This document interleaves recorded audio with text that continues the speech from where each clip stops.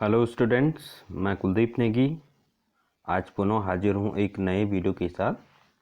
और आज का वीडियो हमारा केंद्रित है एजुकेशनल ऑब्जेक्टिव्स। और एजुकेशनल ऑब्जेक्टिव का ये वीडियो नंबर 5 है। इससे पहले इसी टॉपिक से रिलेटेड हम 4 वीडियो को पहले ही अपलोड कर चुके हैं और इन वीडियोस को आप TCS और यूट्यूब के माध्यम से भी लगातार देख सकते हैं। तो आज के टॉपिक के अंतर्गत हम Bloom's taxonomy of educational objectives and RCEM system यानी RCEM यानी Regional College of Education Mysore system, जिसने जो है ज्ञानात्मक क्षेत्र के उद्देश्यों को लिखने में कुछ नए प्रयोग किए थे। तो इन दो चीज़ों के बारे में हम आज विस्तार से चर्चा करेंगे। आप सभी लोग जानते हैं कि इससे पिछले वीडियो में हम जो पार्ट 4 था उसमें हमारी जो चर्चा चल रही थी वो ये थी कि जो मनोवैज्ञानिक प्रयोग शिक्षा के क्षेत्र में हुए तो शिक्षा के उद्देश्य कैसे लिखे जाने चाहिए, शिक्षा के उद्देश्यों का निर्धारण कैसे हो, तो इस पर व्यापक चर्चा हुई। और उसके बाद ब्लूम ने 1956 में ज्ञानात्मक क्षेत्र के उद्देश्यों को 6 पदों में बांटा था।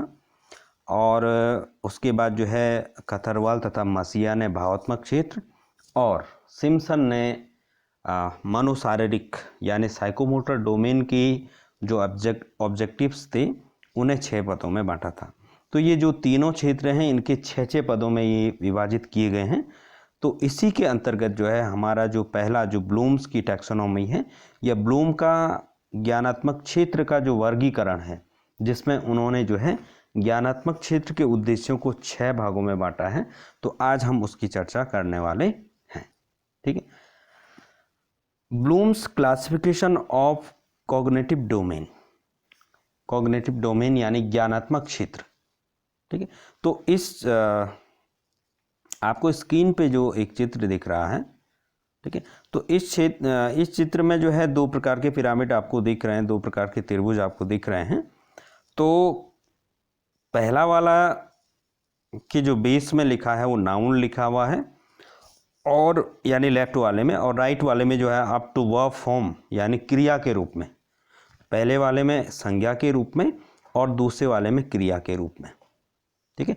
तो हमने आपको बताया था कि ब्लूम ने जो ये क्लासिफिकेशन किया था इट वाज डन इन 1956, लेकिन इसके बाद जो है इसमें कुछ रिवीजन किया गया। कुछ विद्वानों ने इसमें रिवीजन करके जो है इसमें कुछ चेंज किए हैं, जिन्हें आप दोनों चित्र को या दोनों जो ये आपके ग्राफिक्स आपको आप अपने स्क्रीन पे देख पा रहे हैं, तो इन दोनों को कंपेयर करके जो है आप इस चीज़ को देख सकते हैं। ठीक है। तो फिलहाल हम ब्लूम का जो 1956 का वर्गीकरण था उस पर हम बात करते हैं। ठीक है। तो हमने कल आपको बताया था कि इस क्षेत्र के जो उद्देश्य हैं यानी ज्ञानात्मक क्षेत्र के जो उद्देश्य हैं, ब्लूम ने इन उद्देश्यों को 6 भागों में बांटा। ठीक है। इसमें आप नॉलेज यानी ज्ञान, दूसरे स्तर पे आप कंप्रीहेंशन यानी बोध, तीसरे में आप एप्लीकेशन यानी प्रयोग, चौथे में एनालिसिस यानी विश्लेषण, 5वें में सिंथेसिस यानी संश्लेषण और 6वें में आप जो है इवैल्यूएशन को देख रहे हैं। ठीक है ना। और जो ये आप इस पिरामिड में देख रहे हैं, ठीक, तो चीज़ों को ऊपर बढ़ते हुए, यानी कहने का मतलब ये है कि नॉलेज सबसे निचले स्तर का उद्देश्य है, यानी ज्ञानात्मक क्षेत्र का जो सबसे निचले पायदान का, या आप सबसे निम्न इसे कह सकते हैं, जो सबसे निम्न उद्देश्य है वो हमारा नॉलेज है, ज्ञान है। और जो सबसे ऊपर का नॉलेज है यानी इस क्षेत्र के लास्ट में जिस चीज को हम जो है अचीव करने की कोशिश करते हैं वह इवैल्यूएशन है यानी मूल्यांकन है। ठीक। यदि हम इन्हें क्रिया के रूप में देखें, ठीक है, तो क्रिया के रूप में देखें तो नॉलेज को जो ये रिवाइज्ड जो इन्होंने कर दिया है, तो नॉलेज को जो है रिमेंबर, यहाँ पे इसको नाम दे दिया गया है कंप्रीहेंशन। कंप्रीहेंशन का मतलब सामान्यतः समझने से होता है, अंडरस्टैंड एप्लीकेशन को अप्लाई, एनालिसिस को एनालाइज। अब जो यहाँ पे सिंथेसिस 5वें नंबर पे था एक्चुअली, तो रिवाइज्ड वाला जो आपका जो आप पिरामिड देख रहे हैं उसमें इन्होंने सिंथेसिस को क्रिएट नाम दे दिया है। ठीक है, जनरली सिंथेसिस में क्या होता है, हम छोटे छोटे टुकड़ों को एक में लाना। एनालिसिस में हम क्या करते हैं, किसी एक चीज को छोटे छोटे सेगमेंट्स में बांटते हैं, या ज्ञान को हम छोटे छोटे टुकड़ों में बांटते हैं। ठीक है ना, यदि माना जो हम पेड़ की बात करते हैं, तो पेड़ का यदि हम विश्लेषण करेंगे तो पत्तियों को हम अलग रखेंगे, जड़ों को हम अलग रखेंगे, तने को अलग रखेंगे, फूल को अलग रखेंगे, और इस प्रकार अन्य भी जितने पार्ट्स आपके जो है एक पेड़ के होते हैं, तो उन चीज़ों का हम अलग अलग टुकड़ों में अध्ययन करेंगे, तो वो आपका एनालिसिस हो जाएगा। ठीक है, जब इन सारी चीज़ों को एज ए होल एक पेड़ के रूप में या एक वृक्ष के रूप में हम देखेंगे, तो उसे हम सिंथेसिस कहते हैं। ठीक है, तो सिंथेसिस का मतलब हो गया छोटे छोटे टुकड़ों को एक साथ लाना। ठीक है, तो इस रिवाइज्ड वाले फॉर्म में जो है इन्होंने इसे जो है क्रिएट नाम दे दिया। क्रिएट मतलब बनाना, किसी चीज की रचना करना। ठीक है, और इस क्रिएट को, ठीक है, जो सिंथेसिस 5वें नंबर पे था, आप एरो के माध्यम से देख पा रहे हैं। ठीक है, इन्होंने जो है इस क्रिएट को जो है ये यहां से कहां ले गए हैं, 6ठे नंबर पे ले गए। ठीक है, और जो आपका इवैल्यूएशन यहाँ 6ठे नंबर पे आप देख रहे थे, उसको ये ले आए हैं कहाँ, उसको ये ले आए हैं आपका जो है यहाँ 5वां नंबर। ठीक है, आपको इस तरीके से कुछ 1 2, ये 3 हो गया, ये 4 हो गया, ये 5 हो गया, और सबसे ऊपर ये 6 हो गया। ठीक है, यानी ये जो आपका है ये इस तरीके से बढ़ते हुए क्रम में ऊपर की ओर ये बढ़ रहे हैं, आप समझ रहे। ठीक, तो ये जो ऊपर की ओर बढ़ रहे हैं, तो सबसे निचले पायदान पे है वो सबसे कम महत्व का जो है क्या है, उद्देश्य है। और जैसे जैसे ऊपर के पायदान पे हम चढ़ते जाते हैं, वैसे वैसे जो है हमारे जो है जो उद्देश्य है ये मतलब जो है ये बड़े मतलब ये ज़्यादा इम्पोर्टेंट ऊपर की ओर होते रहते हैं। ठीक है, तो ये ऊपर की ओर अब जो है आपको जो है इस ग्राफ के द्वारा ये जो आपका जो है लिखा हुआ आप देख रहे हैं आप अपनी स्क्रीन पे, तो इसके द्वारा मैं समझाने की कोशिश करता हूं कि ब्लूम ने जो 6 भागों में ये बांटा है। ठीक है, यानी जो उसने ज्ञानात्मक क्षेत्र के उद्देश्यों को 6 पदों में विभाजित किया है। इन 6 पदों पे अलग अलग जो एक्शन वर्ब है, ठीक है, एक्शन वर्ब यानी कार्यसूचक क्रियाएं। ठीक है, यानी ज्ञान में हम क्या करते हैं, ये आपकी टैक्सोनॉमी हो गई। ठीक है ना, तो हम ज्ञान में क्या करते हैं, बोध में क्या करते हैं, प्रयोग में क्या करते हैं, और इस प्रकार इन 6 के 6 चीजों में क्या कर रहे हैं। ठीक है, तो आपका जो है सबसे पहले है ज्ञान। ठीक, तो ज्ञान नॉलेज लेवल का जो उद्देश्य है, इसमें सबसे पहले होता क्या है, सबसे पहले आप जो है किसी चीज को डिफाइन करते हैं। ठीक है, आप कथन करना, स्टेट, किसी चीज के बारे में कथन करना, जो ज्ञान आपको दिया जा रहा है उसके बारे में कथन करना। प्रत्यास्मरण करना, रिकॉल करना, चीजों को याद करना। ठीक है, पहचानना, रिकॉग्नाइज करना, सेलेक्ट, चयन करना, मेजर, मापन करना, सूची देना, लिस्ट, और लिखना, राइट। ठीक, यानी जो ज्ञान उद्देश्य है, यानी जो नॉलेज लेवल का जो उद्देश्य है, इसमें हम चीज़ों को परिभाषित करते हैं, चीज़ों का जो है प्रत्यास्मरण करते हैं, और चीज़ों को पहचानते हैं। ठीक है, दूसरा स्तर आपका है बोध का, यानी कंप्रिहेंशन, जिसमें हम चीज़ों को अंडरस्टैंड करने की कोशिश करते हैं। ज्ञान में तो क्या हो गया, नॉलेज लेवल में क्या हो गया कि माना जो है हमने चीज़ों को रट के जो है अपने दिमाग में बैठा लिया। ठीक है, तो ज्ञान स्तर का जो उद्देश्य है निम्न स्तर का। ठीक है, उससे ऊपर का जो उद्देश्य है वो बोध स्तर का है, कंप्रिहेंशन। चीज़ों को जब आप करते हैं तो आप इसमें सबसे पहले आप एक्सप्लेन करते हैं। क्या करते हैं, एक्सप्लेन करते हैं। ठीक है। दूसरा आप संकेत करते हैं, इंडिकेट करते हैं। एक्सप्लेन करने का मतलब यहाँ पे है अपने शब्दों में आप एक्सप्लेन करते हैं, ठीक है। माना जो है आपको जैसे जो है किसी चीज़ की डेफिनेशन आपको बताई जाती है, ठीक है ना। तो जब आपको डेफिनेशन बताई जाती है, माना किसी विद्वान की डेफिनेशन आपको बताई जाती है, तो आप उस डेफिनेशन को अपने शब्दों में किस प्रकार से उसकी व्याख्या करेंगे, ठीक है। उस डेफिनेशन को अपने शब्दों में किस प्रकार से आप व्याख्या उसकी करेंगे। संकेत करना, प्रतिपादन करना, फॉर्मुलेट करना, निर्णय लेना, जज, अर्थापन करना। अर्थापन करना मतलब किसी चीज को इंटरप्रिटेट करना, ठीक है। उदाहरण देना, ठीक है। और उदाहरण देना जो है इस जो कंप्रीहेंशन का एक महत्वपूर्ण जो है आपका एक्शन वर्ब है।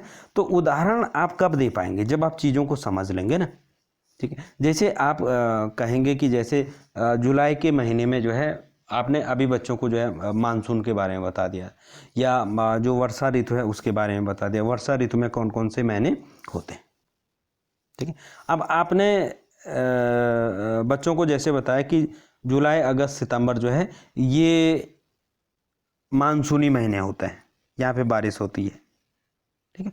तो आप बच्चे को यदि जो है कहेंगे कि जो है उसके बाद जो है जब आप क्वेश्चन में बच्चे को कहेंगे कोई किसी एक मानसूनी महीने का आप उदाहरण दो, ठीक है। तो बच्चा आसानी से चीज़ को समझ गया कि भाई जहाँ बारिश होती है उस महीने को क्या कह सकते हैं, मानसूनी महीना कह सकते हैं। तो आपको जुलाई, अगस्त, सितंबर में से किसी एक का नाम आपको बता देगा, और ये तभी बता पाएगा वो जब वो चीज़ों को क्या कर लेगा, अंडरस्टैंड कर लेगा। प्रस्तुत करना, प्रेजेंट करना, वर्गीकरण, क्लासिफाई, ठीक है। जैसे जो है आप क्लासिफाई कैसे, आपने बता दिया कि आम, सेब, नारंगी ये फलों के नाम है, ठीक है। आपने बता दिया कमल, गुलाब, चमेली ये फूल के नाम है। आपने बताया दिल्ली, कलकत्ता, लखनऊ, देहरादून ये स्थान के नाम है, ठीक है। पहले आपने बच्चों को नॉलेज लेवल पे ये सारी चीज़ें बता दी। अब आप बोध स्तर पे यदि बच्चे का चेक करने की कोशिश करेंगे तो आप इन सारी चीज़ों को मिक्स करके दे सकते हैं।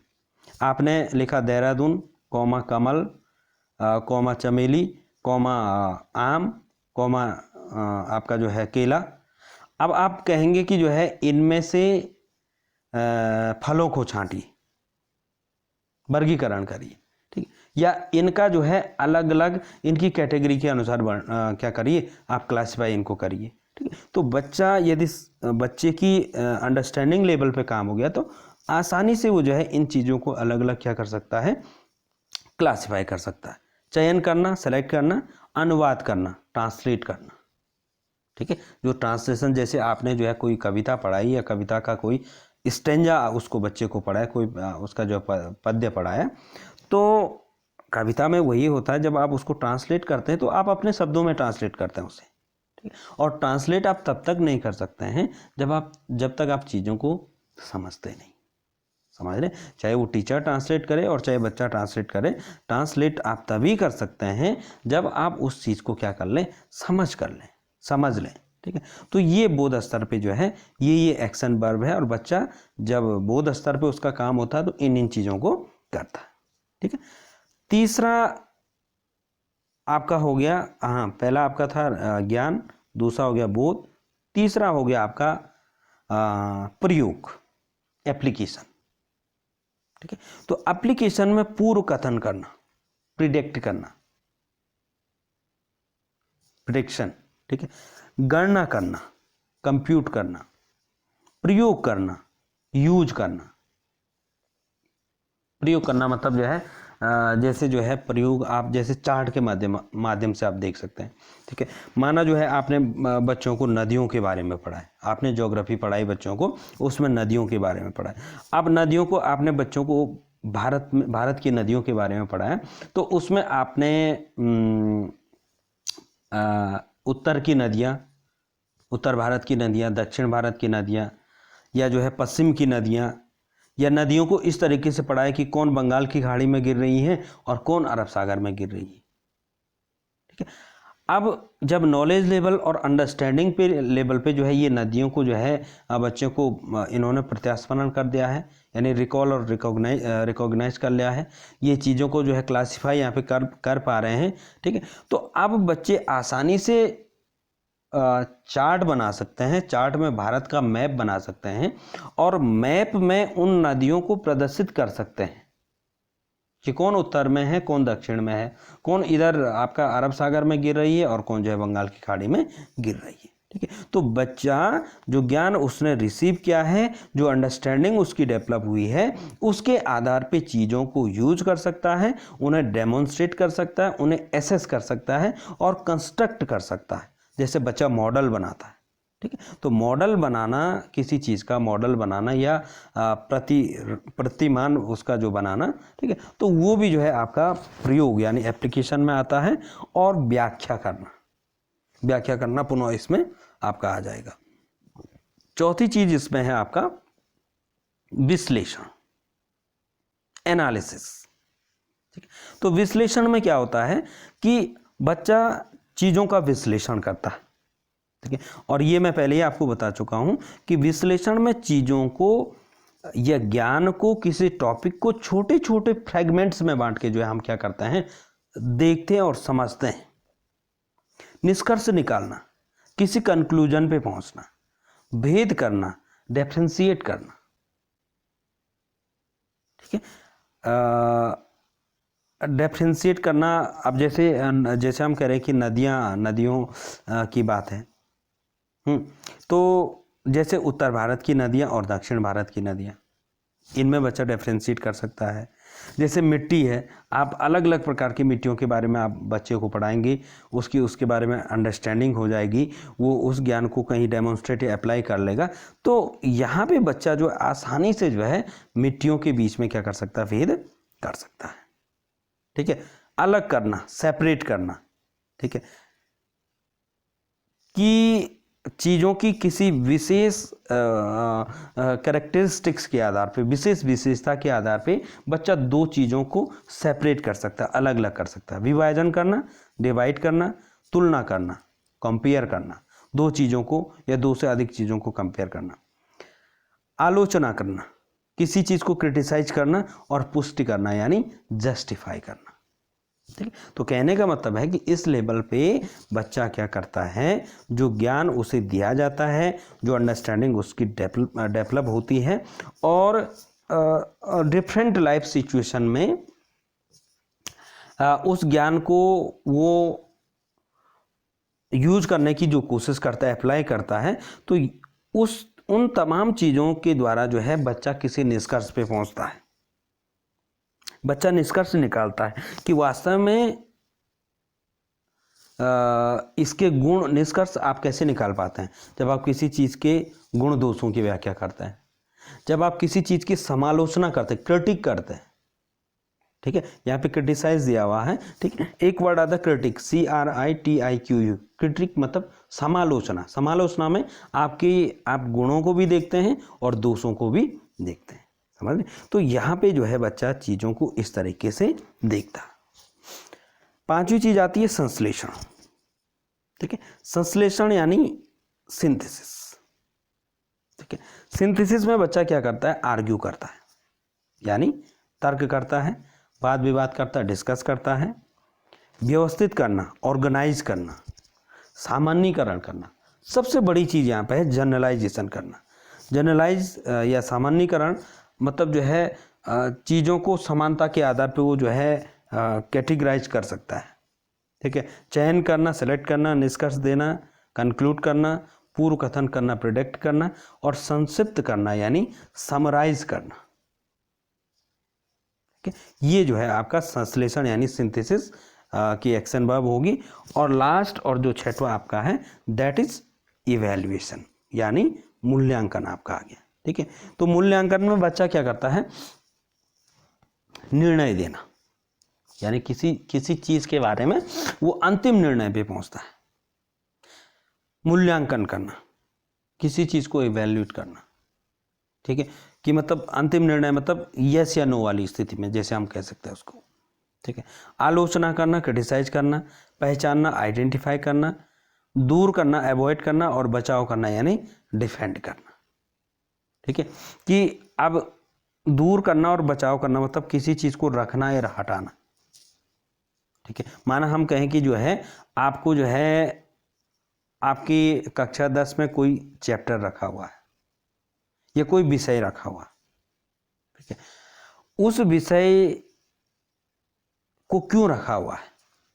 ठीक है, उस विषय को रख करके जो है हमारे कुछ शैक्षिक उद्देश्यों की पूर्ति होती है। ठीक है, लेकिन आपने देखा कि समय समय पे जो है पाठ्यक्रम नए पाठ्यक्रम आते रहते हैं, पुरानी चीज़ें हटती रहती। कई बार जो है हम कुछ विषयों को जो है समाप्त कर देते हैं। जैसे एक टाइम पे जो है कृषि विज्ञान करके जो है हमारी स्कूली एजुकेशन में होता था एक विषय, या भारत की महान विभूतियाँ करके हम जो है कोई एक विषय पढ़ते थे। ठीक है, अभी वर्तमान का जो पाठ्यक्रम है उससे उन्हें हटा लिया गया। तो हो सकता है कि वो चीज़ें अब रेलिवेंट न रह गई हों। ठीक है, उन चीज़ों का जो है महत्व न रह गया हो। ठीक है, तो हमने जो है उनको हटाया, तो हटाया इस आधार पे कि हमने उनके गुण दोषों की व्याख्या की। ठीक है, और व्याख्या हम तभी करेंगे जब हम गुण दोषों की पहचान या किसी निष्कर्ष पे हम किसी चीज़ का मूल्यांकन तभी कर पाएंगे जब हम इन तमाम स्टेप से गुजर के आगे बढ़ेंगे कि किस प्रकार से ये चीज़ें काम कर रही है या नहीं। ठीक है, तो इस प्रकार से हमने देखा ये आपका ब्लूम का क्या है, ब्लूम का जो है कॉग्निटिव डोमेन के जो इन्होंने पद दिए हैं उनको अलग अलग भागों में बांटा है। ठीक है, अब थोड़ा सा जो है हम क्षेत्रीय शिक्षा महाविद्यालय मैसूर विधि यानी RCEM सिस्टम। ठीक है, क्षेत्रीय शिक्षा महाविद्यालय जिसे हम वर्तमान में क्षेत्रीय शिक्षा संस्थान भी कह रहे हैं, ये मैसूर में है। और इसके प्रोफेसरों ने ब्लूम ने जो ज्ञानात्मक क्षेत्र का वर्गीकरण किया था। ठीक है, तो इस वर्गीकरण को आधार मानकर ज्ञानात्मक लक्ष्यों को व्यवहार परिवर्तन के रूप में लिखने की शैली का विकास किया। ठीक है, अब उन्होंने क्या किया कि जो ब्लूम ने ये 6 पद दिए हुए हैं, ठीक है, इन 6 पदों में से जो पहले 3 हैं ज्ञान, बोध और प्रयोग, ठीक, इन तीनों को तो एज इट इज स्वीकार कर लिया, एज इट इज जो अपने सिस्टम में रख लिया या अपने वर्गीकरण में रख लिया। लेकिन जो बाद के जो 3 हैं विश्लेषण, संश्लेषण और मूल्यांकन, इन तीनों की जगहों पे केवल एक ही चीज को रखा। ठीक है, और वो आपका क्या, वो आपका रखा सृजनात्मकता। ठीक है, यानी विश्लेषण, संश्लेषण और मूल्यांकन, इन तीनों को जो है इन्होंने एक कंबाइंड नाम दे दिया सृजनात्मकता यानी क्रिएटिविटी। ठीक, इसके बाद उन्होंने ज्ञान को 2, बोध को 7, प्रयोग को 5 और सृजनात्मकता को जो है 3 मानसिक योग्यताओं में प्रस्तुत किया। और उनके अनुसार जो है किसी भी प्रकार के शिक्षण यानी जो मैसूर के का जो क्लासिफिकेशन है, ठीक है, तो इनके जो विद्वान हैं इनके अनुसार जो है किसी भी प्रकार के शिक्षण लक्ष्यों को व्यवहार परिवर्तन के रूप में लिखने के लिए इन मानसिक योग्यताओं को आधार बनाया जा सकता है। ठीक है, अब ये मानसिक योग्यताएं आप जो है इस चित्र के माध्यम से देखेंगे। जैसे मैं अभी कह रहा था, इन्होंने जो है इसे कितने भागों में बांट लिया, 4। ब्लूम ने जो 6 बनाए थे इन्होंने इसको जो है 4 बना लिया। ठीक है, पहले 3 तो आप वही देख रहे हैं ज्ञान, दूसरे में आप बोध देख रहे हैं, तीसरे में प्रयोग देख रहे हैं, ये तीनों ब्लूम के पास हैं। लेकिन चौथा इन्होंने जो नई चीज इसमें जोड़ दी है वो है सृजनात्मकता। ठीक है, अब इन्होंने ज्ञान के लिए इन्होंने जो है 2 मानसिक योग्यताएं रखी है, मेंटल एबिलिटीज रखी है, प्रत्यास्मरण रिकॉल और रिकॉग्निशन, प्रत्यास्मरण और प्रत्याभिज्ञान। ठीक है, जो बोध है, बोध के लिए इन्होंने 7 मेंटल एबिलिटीज रख दी। संबंध देखना, सी रिलेशन, ठीक है, सी रिलेशन। सेकंड, उदाहरण देना, साइट एग्जाम्पल। थर्ड है वेद करना, डिस्क्रिमिनेट। ठीक है, चौथा आपका है वर्गीकरण करना, क्लासिफाई। पांचवा आपका है व्याख्या करना, इंटरप्रेट। ठीक है, इंटरप्रेट। छठवां आपका पुष्ट करना, वेरीफाई, एंड सातवां आपका है सामान्यीकरण करना यानी जनरलाइज करना। ठीक है, ये 7 मानसिक योग्यताएं इन्होंने बोध में रख ली है। प्रयोग में जो है इन्होंने 4 मानसिक योग्यताओं को रखा है। पहला है तर्क करना यानी रीजन, दूसरा है उपकल्पना बनाना, फॉर्मुलेट हाइपोथेसिस, हाइपोथेसिस उपकल्पना, किसी चीज के बारे में एक संभावित मतलब जो है कथन आप उसको कह सकते हैं। ठीक है, उपकल्पना की स्थापना, इस्टेब्लिश हाइपोथेसिस। ठीक है, और निष्कर्ष निकालना। ठीक है, तो ये 4 जो है इन्होंने क्या कर लिया, इसमें आपका दे दिया। ठीक है, उसके बाद आपका जो है लास्ट है सृजनात्मकता। सृजनात्मकता में इन्होंने जो है इन तीनों को रख लिया, विश्लेषण करना, एनालाइज, संश्लेषण करना, सिंथेसाइज, और तीसरा मूल्यांकन करना, इवैल्यूएट। तो ये आपका जो है RCM सिस्टम है। तो चीज़ें बिल्कुल वही हैं, उनमें बहुत ज़्यादा अंतर नहीं है।